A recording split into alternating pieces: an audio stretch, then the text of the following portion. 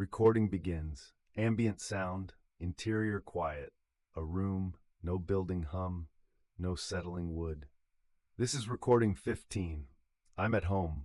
I want that on record because every previous recording has been made inside a location connected to the archive, and this one isn't. This is my apartment. The lights are on. The ledger is on the table in front of me, and I haven't opened it yet. I need to explain why I waited. I left 47 Marginal Road 2 nights ago.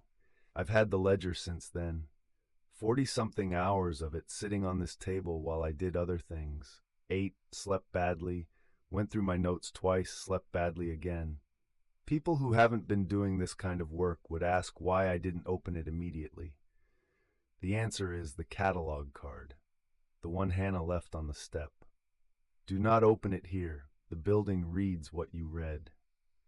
The instruction was specific to the building. She didn't say don't open it. She said don't open it there, which means opening it elsewhere is permitted, or at least not explicitly warned against. But I wanted distance. I wanted to be somewhere the archive has no presence I'm aware of before I looked at whatever is inside this. 2 nights felt like enough distance. I've been sitting here for 20 minutes since I got the recorder out. The ledger is closed. Cover face up. Her name on the inside, I know that without opening it. H.T. Morrison. Small, careful letters in the top right corner. The cover is worn at the edges, darker where hands have held it repeatedly. This has been carried, not stored. Carried. I'm opening it now. The inside cover. Her name, as I documented. Below it the date, October 4 years ago. That's when this started for her. First page. No heading. A single line at the top, underlined once. These records are observational. They are not conclusions. That's the first thing she wrote. Before any entry, before any documentation of what she found. A reminder to herself that she was recording, not interpreting. She knew the difference mattered. I need to remember that too. The early entries are short, numbered. I'm going to read them as they appear and try not to editorialize. Entry 1, no date. First visit to the records room on Aldwych Street. 3 ledgers on the shelf. Catalog cards in the drawer. 1 card references a location, 47 Marginal Road, with no further notation. Photographed, left everything in place. Entry 2. Returned. The 3 ledgers are now 4. The additional ledger was not there on the first visit. I checked my photographs. Confirmed absence. The ledger contains entries I have not read. I am not reading them here. She knew from the second visit. She came back, found something new, and made the decision not to read it in the building before she understood what that meant. That's either instinct or she had some prior information I don't know about yet. Either way, second visit and she was already being careful. Entry 3. The building returns documents to their original positions if removed. Tested twice. It does not return things that were never part of the archive. She tested it, deliberately. Took something out, came back, confirmed it returned. Then tested the boundary, removed something that wasn't archive material, confirmed it stayed gone. She was establishing rules before she did anything else. I've been operating here for 4 months without a rule set.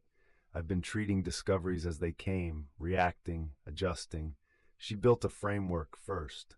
That's the difference between 4 years of functional investigation and whatever I've been doing. The middle entries get longer, more technical. I'm skipping forward to find the grid. Entry 17. The coordinates. I've been matching the catalog card references to physical locations. The pattern requires a grid, not a map in the conventional sense, but a relational system. Each location is a node. The nodes connect. 47 Marginal Road is one node. It is not the origin node. The origin is further south. The catalog cards call it point 0, but do not describe it further. I have not found it yet. Not the origin. She established early that 47 Marginal Road is a node in a system, not the center of it. I've been treating it as the center. That's a misunderstanding I've been carrying for months. Entry 23. The grid map. I made it from the coordinate data across 11 catalog cards. The column labels are pressed into the paper so they cannot be easily seen. This is deliberate. The grid is not meant to be read casually. Point zero does not appear on the grid. I left space for it at the southern margin. It will need to be located by other means. She made the grid map. That's confirmed now, not inferred. She built it from catalog card data across 11 separate documents and deliberately obscured the labels. And she left the southern margin blank because she hadn't found point zero yet when she made it. My name is in that margin. She pressed my name into the margin of a map she made before I arrived. I need to keep reading before I sit with that. If I stop here, I'll spend an hour on it and lose the thread. Entry 31. Reading records inside the building produces responses. Not immediate, not predictable, but observable. First instance. I spent one session reading entries related to O'Connor. The following visit, 3 new O'Connor entries had appeared in a ledger I had already reviewed. The ledger had not changed between visits. Then it had. The building is not simply storing information. It is responding to inquiry. She documented the same mechanism I identified in episode 14. The archive surfaces material in response to attention. She found this in her first month and noted it in entry 31. I found it 48 hours ago and thought it was a new realization. It isn't new. She mapped it years ago. Entry 44. The second investigator problem. I have been assuming I'm the first person to find this material in this configuration. That assumption is almost certainly wrong. The archive is not structured for a single observer. The catalog cards cross-reference each other in ways that require 2 simultaneous lines of inquiry to resolve. Following one thread closes another. I have been chasing threads one at a time and finding them cold by the time I return. The system requires 2 investigators working in parallel. The archive will eventually introduce a second. She knew. She knew before I arrived that the archive would bring someone else. She identified it as a structural property of the system. Not an accident, not a coincidence, but a design feature. The archive introduces a second investigator because it needs one. Which means I wasn't drawn here by curiosity or by chance, or by whatever sequence of events I've been constructing a narrative around. I was introduced by the archive because the investigation required it. I want to sit with what that actually means. Everything I've attributed to my own judgment, the decision to keep returning, the decision to document rather than report, the decision to follow the crescent marks instead of walking away. I've been treating those as choices, mine. Evidence of my own temperament or instinct or persistence. But if the archive introduces investigators, then the question is whether it introduces them or creates them. Whether it finds people who would make those choices, or whether it arranges conditions until the choices become inevitable. I think about Hannah. Entry 1. First visit to the records room on Aldwych Street. Something led her there too. She doesn't say what in the entry. She starts from first contact without explaining how she arrived at it. Because she didn't think the origin mattered, or because she didn't know it, or because she had already asked that question and decided it wasn't answerable. If she went through this same realization, that she was introduced, not drawn, she resolved it somehow. She kept working. 4 years of it. I don't know what to do with that yet. I'm putting it down and moving forward. Entry 58. The approach to point zero. I have found 3 references now to an order of entry. The phrasing varies, but the warning is consistent. The approach must be correct or the location will not hold. I do not yet know what the order is. I know it exists. I know it matters. I know it cannot be tested by one person. Further, the letter in the desk drawer at 47 Marginal Road. I found it 6 months ago and left it sealed. If the second investigator finds the key before I can tell them, the letter will do the work. I wrote it to be sufficient on its own. She wrote the letter. The letter I found in the locked drawer, the one that warned me about the approach, the one that said both of us arriving is required. She wrote that. She sealed it, and left it in a drawer she couldn't lock herself. So she put the key somewhere it would be found by the right person and wrote a letter that would be sufficient without her being present to explain it. She was building infrastructure for an investigator she hadn't met yet. For me. Specifically for me. Because my name was already in the margin of the map she made. I need to say this carefully.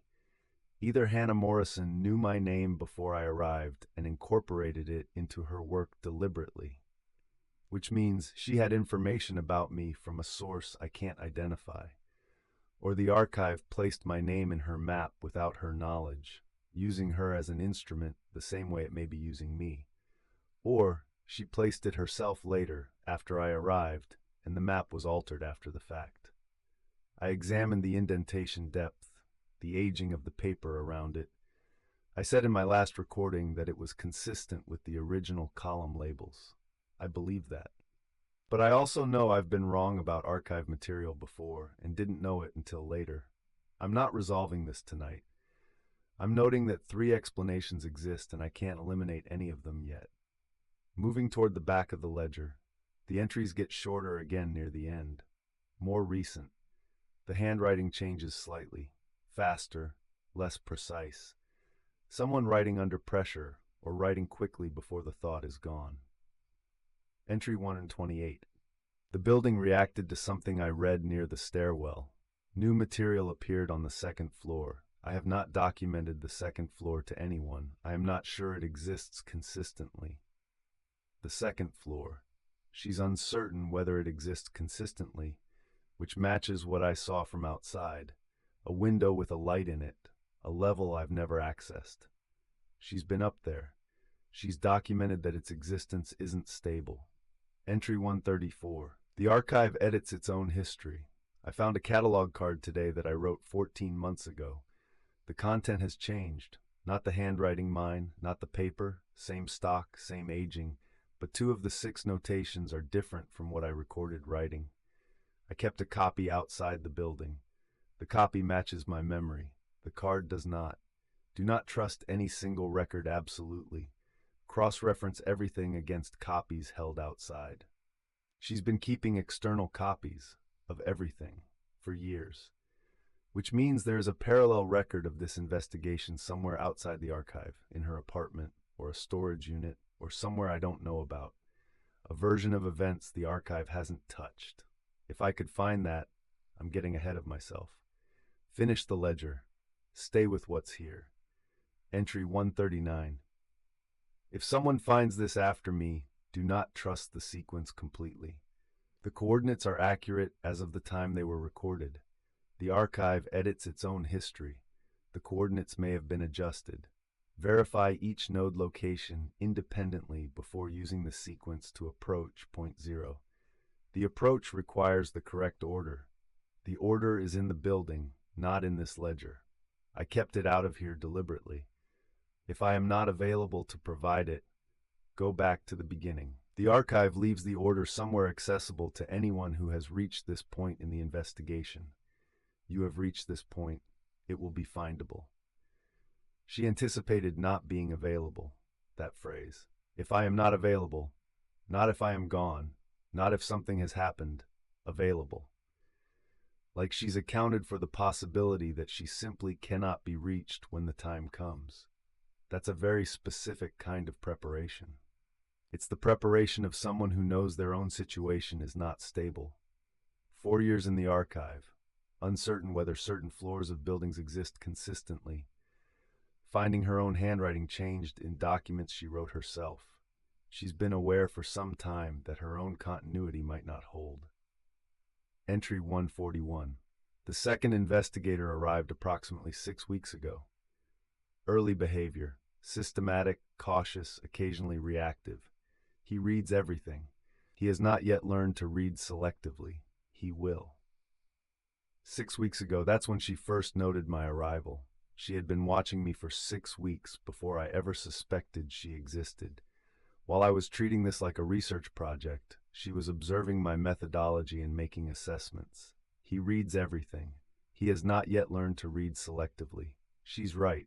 I have been reading everything. indiscriminately, inside the building. Entry 142.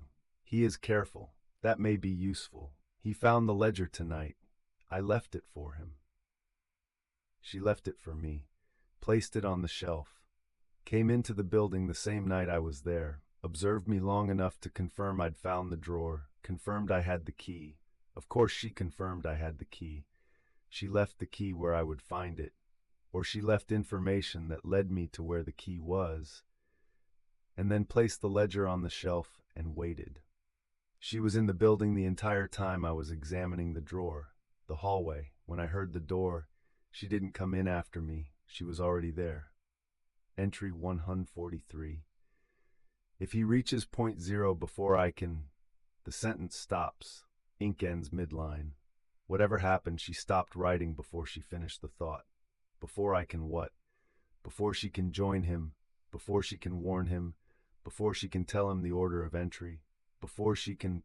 There is another page. The entry before this was the last page when I looked at the ledger's edge from the outside. I counted the pages. I felt the thickness. This page was not here. At the top of the page in her handwriting is the entry number, entry 144. Below it, nothing. The page is blank. The ledger is still active. She is still writing in it, or the archive is writing in it, or the page appeared because I opened the ledger here in my apartment, and the archive followed the ledger out of the building. Do not open it here. She meant here. She meant anywhere. She meant the archive travels with the material. I need to check the rest of this room.